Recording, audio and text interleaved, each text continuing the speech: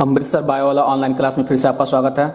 मैं आज आपके लिए लेकर आया हूँ क्लास 10 के विद्यार्थियों के लिए साइंस पार्ट में जो केमिस्ट्री होता है उस केमिस्ट्री के लिए मैं इंपॉर्टेंट क्वेश्चन लेकर आया हूँ जो बोर्ड के परीक्षा में बहुत उपयोगी साबित होते हैं। तो मैं आपको सबसे पहले बता दूँ, पूछेगा क्वेश्चन ऑक्सीकरण तथा अपचयन। ठीक है, ऑक्सीकरण क्या होते हैं या अपचयन क्या होते हैं, या इसके अतिरिक्त आपसे पूछ सकता है कि रेडॉक्स विभव क्या होते हैं, रेडॉक्स अभिक्रिया किसे कहते हैं। ठीक है ना, तो रेडॉक्स अभिक्रिया क्या होती है यह भी आपसे पूछ सकते हैं। तो सबसे पहले मैं ऑक्सीकरण आपको बता दूं। ऑक्सीकरण बताएंगे जब कोई तत्व ऑक्सीजन से संयोग कर ऑक्सीकृत हो जाता है तो वह क्या कहलाता है, ऑक्सीकरण कहलाता है। यानी जब किसी तत्व में ऑक्सीजन की वृद्धि होती है तो ऑक्सीकरण कहलाता है। इसके अतिरिक्त आप बता सकते हैं कि जब कोई तत्व इलेक्ट्रॉन त्याग कर धनावेशित हो जाता है, जब कोई तत्व इलेक्ट्रॉन त्याग कर धनावेशित हो जाता है तो उस प्रक्रिया को हम क्या बोलते हैं, ऑक्सीकरण कहते हैं जी। ठीक है ना, अर्थात जैसे कि आपको मैं बता दूं यहाँ Fe है, Fe मतलब आयरन होता है, लोहा ऑक्सीजन से क्रिया करके क्या बनाया हुआ है, फेरस ऑक्साइड बना हुआ है। ठीक ना, यानी कि इसको फेरस बोलते हैं, ऑक्सीजन से क्रिया करके फेरस ऑक्साइड बनाता है। अतः क्या होते हैं कि जब किसी तत्व में ऑक्सीजन की वृद्धि हो जाती है तो इस प्रक्रिया को हम क्या बोलते हैं जी, ऑक्सीकरण कहते हैं जी। यानी जब ऑक्सीजन से क्रिया करता है तो उसको हम ऑक्सीकरण कहते हैं। आपसे आगे कह रहा है अपचयन क्या होते हैं, तो आप अपचयन बताएंगे। अपचयन क्या होता है बताएंगे, किसी तत्व में ऑक्सीजन की कमी जब हो जाती है, जब किसी तत्व में ऑक्सीजन की कमी हो जाती है तो इस प्रक्रिया को हम क्या बोलते हैं, अपचयन बोलते हैं। अतः ऐसे बता सकते हैं जब कोई तत्व इलेक्ट्रॉन ग्रहण कर अपना ऊपर ऋण आवेश बना लेता है तो वह क्या कहलाता है जी, तो वह अपचयन कहलाता है। जैसे कि क्लोरीन है, क्लोरीन क्या कर लेता है, किसी तत्व से एक इलेक्ट्रॉन मांग लेता है तो एक इलेक्ट्रॉन मांग के ये अपने ऊपर ऋण आवेश बना लेता है, तो एक तरह से इसको हम अपचयन भी कह सकते हैं। लेकिन आप आसान शब्दों में बताएंगे किसी तत्व में ऑक्सीजन की कमी होने की क्रिया को हम क्या बोलते हैं जी, अपचयन बोलते हैं। अतः यह बता सकते हैं इलेक्ट्रॉन ग्रहण करके ऋणावेशित होने की प्रक्रिया क्या कहलाती है, अपचयन कहलाती है। ठीक है, इसका मैं एग्जांपल लेकर आया हूं आपके सामने, जैसे कि H2SO4 सल्फ्यूरिक अम्ल आपके पास है, या इसके जिंक से जब रिएक्शन कराते हैं तो जिंक क्या करता है, हाइड्रोजन को इससे क्या कर देता है, बाहर कर देता है और खुद क्या होता है, सल्फर डाइऑक्साइड से क्रिया करके जिंक सल्फेट बनाता है जी। ठीक है, तो यह क्या होते हैं, इसमें दोनों क्रिया हो रही है, इसलिए मैं लिखाया हूं रेडॉक्स। ठीक है, तो रेडॉक्स अभिक्रिया में क्या होते हैं जी, जब ऑक्सीकरण, इसमें क्या होता है रेडॉक्स अभिक्रिया में, ऑक्सीकरण और अपचयन दोनों क्रिया क्या होती है, एक साथ होती है, तो इसी को हम क्या बोलते हैं, रेडॉक्स विभव कहते हैं जी। ठीक ना, यह रेडॉक्स अभिक्रिया कहते हैं। यहाँ पे स्पष्ट दिखाया गया हाइड्रोजन का क्या होता है, हाइड्रोजन का अपचयन हो रहा है और जिंक का क्या हो रहा है, ऑक्सीकरण हो रहा है। तो जब ऑक्सीकरण और अपचयन की क्रिया एक साथ होती है तो उसको हम क्या बोलते हैं, रेडॉक्स अभिक्रिया कहते हैं। अब अगला क्वेश्चन आपसे पूछा जाएगा, संक्षारण क्या होता है या विकृत गंधिता क्या होती है। तो संक्षारण आप क्या बताएंगे, संक्षारण ये बताएंगे जब कोई तत्व ऑक्सीजन से संयोग करके, या ऑक्सीजन से संयोग कर सकता है या फिर नमी ले सकता है। जैसे कि क्या होता है, आप किसी लोहे की वस्तु को क्या कर देते हैं जी, कहीं खुले में छोड़ देते हैं तो क्या करता है, नमी उठाकर ऑक्सीजन से क्रिया करके अपने ऊपर एक क्या कर लेता है, परत जमा लेता है, अपने ऊपर क्या कर लेता है, एक परत जमा लेता है। जब वो परत जमाता है तो उसके ऊपर क्या लगता है, संक्षारण लग जाता है जी। ठीक है ना, उससे संक्षारण कह सकते हैं या फिर क्या कह सकते हैं, जंग कह सकते हैं। अर्थात यह बताएंगे जब कोई तत्व ऑक्सीजन या नमी से क्रिया करके अपने ऊपर एक परत जमा लेता है तो इस प्रक्रिया को हम क्या बोलते हैं, संक्षारण कहते हैं। इंग्लिश में कोराजन कहते हैं और या फिर अपने भाषा में क्या कह सकते हैं, जंग लगना कहते हैं। ठीक है ना, जैसे ये लोहा पर होता है और तांबा पर होता है जी। ठीक है ना, ये दो हो जाएंगे, लोहा और तांबा पे क्या होते हैं, संक्षारण का क्रिया होती है जी। ठीक है, संक्षारण हो जाएगा। संक्षारण में पूछता है कि संक्षारण में उस तत्व का भार कम होता है कि बढ़ता है, तो आप बताएंगे संक्षारण में उस तत्व का भार कम होता है जी। ठीक है ना, अब आगे आपसे पूछे जाएंगे विकृत गंधिता। विकृत गंधिता क्या होती है, विकृत गंधिता बताएंगे कि जब कोई खाद्य पदार्थ क्या करता है जी, जब कोई खाद्य पदार्थ वायु के संपर्क में जब आ जाता है, हवा के संपर्क में आ जाता है तो क्या होता है, ऑक्सीजन से क्रिया करके क्या अपने आप को विकृत कर देता है, यानी कि खराब कर देता है। और जब खराब कर देता है तो उसमें विशेष गंध आ जाती है, उसी को हम क्या बोलते हैं, विकृत गंधिता कहते हैं। जैसे आप क्या करते हैं, मार्केट से चिप्स खरीद के लाइए, ठीक है, उस चिप्स को क्या करिए, खोल दीजिए, खोल के हवा में छोड़ देंगे तो क्या होगा, कुछ ही घंटों में यह खराब हो जाता है। ठीक है ना, कुछ घंटों में खराब होगा और कुछ दिनों बाद क्या होगा, इसमें विशेष प्रकार की गंध आ जाएगी जिसको हम क्या बोलते हैं, विकृत गंधिता कहते हैं। वैसे तो चिप्स की पैकेट में नाइट्रोजन गैस भरी जाती है। ठीक है, तो यह विकृत गंधिता हो जाएंगे।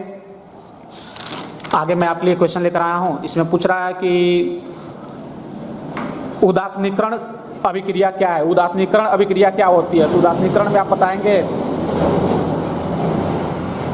उदासीनीकरण अभिक्रिया क्या होती है, बताएंगे यह अभिक्रिया वह अभिक्रिया है, उदासीनीकरण में आपको बता रहा हूं, यह अभिक्रिया वह अभिक्रिया है जिसमें अम्ल क्षार का जब क्रिया कराते हैं तो क्या करता है, लवण का निर्माण करता है। लवण का निर्माण करने के बाद जल का भी निर्माण होता है। इस प्रक्रिया को हम क्या कहते हैं, उदासीनीकरण की प्रक्रिया कहते हैं जी, ठीक है ना। आगे पूछ रहा है क्वेश्चन, क्या होता है जब बुझा हुआ चूने से क्लोरीन की क्रिया कराते हैं। बुझा हुआ चूना यानी कि CaOH का होल ट्वाइस, बुझा चूना इसको बोलते हैं, यानी कि कैल्शियम हाइड्रोक्साइड भी कह सकते हैं, बुझा चूना। तो बुझे हुए चूने पर जब क्लोरीन की क्रिया कराते हैं तो क्या करता है जी, बुझे हुए चूने जो क्लोरीन की क्रिया कराएंगे तो ब्लीचिंग पाउडर का निर्माण करता है। ब्लीचिंग पाउडर CaOCl2, ठीक है। कैल्शियम हाइपोक्लोराइड बनाता है यानी कि ब्लीचिंग पाउडर बनाता है, और जल को क्या करता है, मुक्त करता है। यानी क्वेश्चन पूछेगा क्या होता है जब बुझा चूना पर क्लोरीन की अभिक्रिया होती है। तो बुझा हुआ चूना यह है, क्लोरीन की क्रिया करा रहा है, ब्लीचिंग पाउडर बनता है और जल के अणु मुक्त होते हैं। आगे क्वेश्चन आपसे पूछा जाएगा, विरंजक चूर्ण यानी ब्लीचिंग पाउडर के दो उपयोग बताइए। ब्लीचिंग पाउडर आप जानते हैं, ब्लीचिंग पाउडर क्या होता है, जिससे पहले कुएं में इसको डाला जाता था कुएं की सफाई करने के लिए। आज भी हम क्या कर सकते हैं, नलों में डालते हैं, यानी कि जल को जीवाणु मुक्त बनाने के लिए हम क्या करते हैं, ब्लीचिंग पाउडर का उपयोग कर सकते हैं। वर्तमान में क्या हो रहा है, गन्ने की फसल में इसका भी छिड़काव किया जाता है, ब्लीचिंग पाउडर का उपयोग हम करते हैं, ठीक है। आगे क्वेश्चन आपसे पूछेगा कि धावन सोडा तथा बेकिंग सोडा का उपयोग होता है। धावन सोडा यानी कि जो धोने वाला सोडा होता है, कपड़े धोने वाला, इसको हम इंग्लिश में बोलते हैं वॉशिंग सोडा। इसका रासायनिक नाम होता है sodium carbonate into decahydrate. Sodium carbonate decahydrate इसका रासायनिक नाम होता है। इसका नाम धावन सोडा यानी कि वॉशिंग सोडा। वॉशिंग सोडा का उपयोग बताएंगे कागज उद्योग में, कांच उद्योग में, कपड़े धोने वाले पाउडर बनाने में धावन सोडा का उपयोग होता है, ठीक है। अब आगे आपसे पूछ रहा है बेकिंग सोडा। बेकिंग सोडा देखिए, बेकिंग सोडा क्या होता है, बेकिंग सोडा जैसे आपको मीठा सोडा कहते हैं, इसको हम बोलते हैं सोडियम बाइकार्बोनेट इसको बोलते हैं। सोडियम बाइकार्बोनेट यह होता है इसका बेकिंग सोडा। बेकिंग सोडा क्या होते हैं, ब्रेड में उपयोग किया जाता है, पकौड़ा बनाने में, डबल रोटी उद्योग में, ठीक है। अग्निशामक यंत्रों में क्या किया जाता है, बेकिंग सोडा का उपयोग किया जाता है, ठीक है। यह हो जाएगा बेकिंग सोडा। आगे पूछ रहा है क्वेश्चन आपसे कि विद्युत रासायनिक श्रेणी या सक्रियता श्रेणी। तो विद्युत रासायनिक श्रेणी आप क्या बताएंगे, यह एक ऐसी श्रेणी होती है जिसमें हम क्या करते हैं कि इसमें धातुओं के घटते हुए सक्रियता के क्रम में रखते हैं, ठीक है। जैसे हम क्या करते हैं, इस श्रेणी में ऊपर से नीचे आते हैं तो क्या होता जाता है जी, ऊपर से नीचे आएंगे तो मान बढ़ेगा, ठीक है, मान बढ़ेगा, और सक्रियता क्या होती है, इनकी सक्रियता क्या होती है, घट जाती है जी, ठीक है। यानी नीचे आएंगे तो मान बढ़ेगा, सक्रियता घट जाएगी। ऊपर क्या होता है जी, ऊपर क्या होता है, मान कम होता है, मान कम होता है, लेकिन सक्रियता क्या होती है जी, इसकी सक्रियता क्या होती है, बढ़ी रहती है, ठीक है। तो ये विद्युत रासायनिक श्रेणी है जिसमें हम क्या करते हैं, धातुओं को उनके घटती हुई सक्रियता क्रम में रखते हैं। अतः जब मान बढ़ता है तो सक्रियता क्या होती है, अपने आप घटती जाती है, ठीक है। इसमें बताया गया है, इसमें धातुओं को घटते हुए सक्रियता क्रम में रखते हैं। इस श्रेणी में नीचे जाने पर मान बढ़ता है और ऊपर क्या होता है, मान घटता है। जब मान बढ़ेगा तो सक्रियता कम होगी और मान घटेगा तो सक्रियता बढ़ती है, ठीक है। यह विद्युत रासायनिक श्रेणी होता है, ठीक है। अब आपको आगे मैं बताता हूं सजातीय श्रेणी क्या होती है। सजातीय श्रेणी क्या होती है, सजातीय श्रेणी बताएंगे कार्बनिक यौगिकों का ऐसा समूह, कार्बनिक यौगिकों का ऐसा समूह। जैसे कार्बनिक यौगिक का मतलब क्या हो सकता है, CH2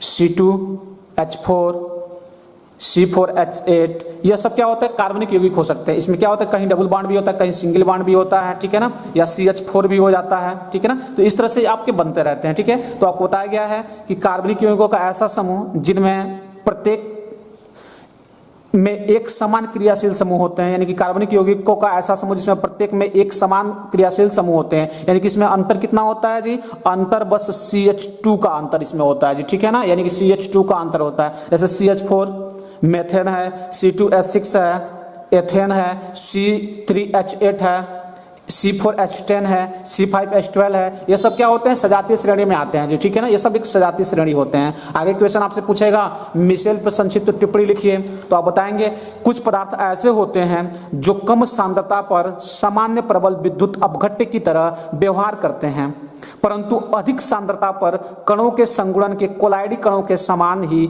गुण प्रदर्शित करते हैं। इस प्रकार प्राप्त संगुणन कोलाइडी को मिशेल कहते हैं। यानी कि मिशेल किसे कहते हैं, मिशेल क्या करते हैं, जैसे आप क्या करते हैं कि साबुन या सर्फ को जब पानी में घोलते हैं तो उसमें दो ध्रुव बन जाते हैं, एक क्या बनता है, जलरागी बन जाता है, और एक क्या होता है, जल विरागी बन जाता है जी, ठीक है। तो यहाँ पे क्या होता है, इसको हम क्या बोलते हैं, जल विरागी बोलते हैं, और इसको क्या बोलते हैं, जल रागी। यानी कि अगर हम सोडियम वाला साबुन क्या करें, जल में घोल दें तो उसमें क्या होता है कि उसका जो ध्रुवीय भाग होता है यानी कि जल रागी हो जाता है, और जो अंदर का भाग होता है वह जल विरागी हो जाता है जी, ठीक है ना। तो इस तरह से यह जो संरचना आपको दिया गया है, यह किसकी संरचना है, एक मिशेल की संरचना है जी, ठीक है ना। बताएंगे कुछ पदार्थ ऐसे होते हैं जो कम सांद्रता पर सामान्य प्रबल विद्युत अपघट्य की तरह व्यवहार करते हैं, परंतु अधिक सांद्रता पर कणों के संगुणन के कोलाइडी के समान ही गुण प्रदर्शित करते हैं। इस प्रकार संगुणित कोलाइडी को मिशेल कहते हैं। तो आपको यहां तक वीडियो समझ में आ रहा होगा। आगे क्वेश्चन पूछेगा कि साबुनीकरण किसे कहते हैं, ठीक है, साबुनीकरण किसे कहते हैं। तो बताएंगे कि जब वसा हो और तेल हो को सोडियम हाइड्रोक्साइड के साथ गर्म किया जाता है, सोडियम हाइड्रोक्साइड के साथ गर्म किया जाता है, तो वसा या तेल के अणु क्या हो जाते हैं, विघटित हो जाते हैं। वसा और तेल के अणु क्या हो जाते हैं, विघटित हो जाते हैं। इस प्रक्रिया को हम क्या कहते हैं जी, साबुनीकरण कहते हैं। और इसके फलस्वरूप क्या बन जाता है, साबुन का निर्माण होता है। साबुन का फॉर्मूला दो होते हैं, एक होता है आपका, मैं बता दूं, C17H35COONA, यह एक हो जाता है। एक और फार्मूला होता है साबुन का, इसको आप बताएंगे C17H35COOK, तो यह पोटेशियम वाला हो जाता है और ये सोडियम वाला हो जाता है जी, ठीक है। तो ये साबुन के सूत्र हो जाते हैं। अब आगे क्वेश्चन आपसे पूछा जाएगा। आगे क्वेश्चन यह रहेगा, आवर्त सारणी के दोष और गुण बताइए। तो आवर्त सारणी के दोष क्या हो जाएंगे, पहला दोष होगा तत्वों को उनके परमाणु भार के क्रम में रखा गया, यानी कि इनको रखना चाहिए परमाणु क्रमांक के आधार पर रखना चाहिए। इनको क्या रखना चाहिए, परमाणु क्रमांक के आधार पर रखना चाहिए। तो परमाणु क्रमांक के आधार पर न रखकर क्या किया था इन्होंने, परमाणु भार के क्रम में रखा गया था। दूसरा क्वेश्चन यह था, नए तत्वों के लिए कोई रिक्त स्थान नहीं छोड़ा था। जो आवर्त सारणी थी उस आवर्त सारणी में नए तत्वों के लिए कोई रिक्त स्थान नहीं बचा था जी, ठीक है। तो यह हो जाएगा। तीसरा आपका हो जाएगा, हाइड्रोजन को उचित स्थान नहीं दिया गया। हाइड्रोजन को हम क्या करते हैं, फर्स्ट में भी रखते हैं और लास्ट में भी रखते हैं, यानी कि इसका कोई स्थान निश्चित नहीं रहा। अतः हाइड्रोजन क्या हुआ, एक लोफर एलिमेंट का काम करता है। तो यह आवर्त सारणी का दोष हो जाएगा। पहला दोष क्या होगा, तत्वों को उनके परमाणु भार के क्रमांक में रखा गया।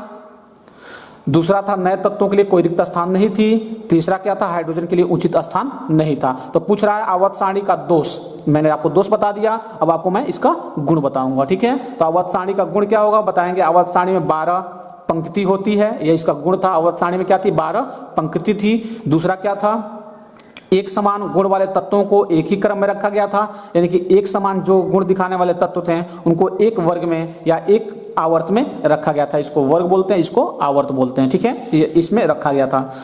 आगे आपसे पूछा जाएगा, आवर्त सारणी में समूह को श्रेणियों के साथ 36 स्तंभों की 8 संख्या थी जो ऊर्ध्वाधर पंक्तियों में रखा गया था, ठीक है ना। यह सब आवर्त सारणी के गुण हो जाते हैं, ठीक है। आगे आपसे क्वेश्चन पूछ सकता है, खनिज तथा अयस्क की परिभाषा बताइए। खनिज किसे कहते हैं और अयस्क किसे कहते हैं। तो खनिज और अयस्क की परिभाषा आपको बताना है जी, ठीक है। तो खनिज बताएंगे, खनिज क्या होती है, पृथ्वी के अंदर से जिस तत्व को जिस माध्यम में निकाला जाता है, जैसे निकाल कर रख दिया जाता है उसको हम क्या बोलते हैं, खनिज कहते हैं, ठीक है ना। अतः आपको बताया गया, धातुओं को पृथ्वी के अंदर खानों से जिस रूप में निकाला जाता है उसे हम क्या कहते हैं, खनिज कहते हैं। जिस रूप में निकाल के रख देंगे उसको हम क्या बोलते हैं, खनिज कहते हैं, ठीक है।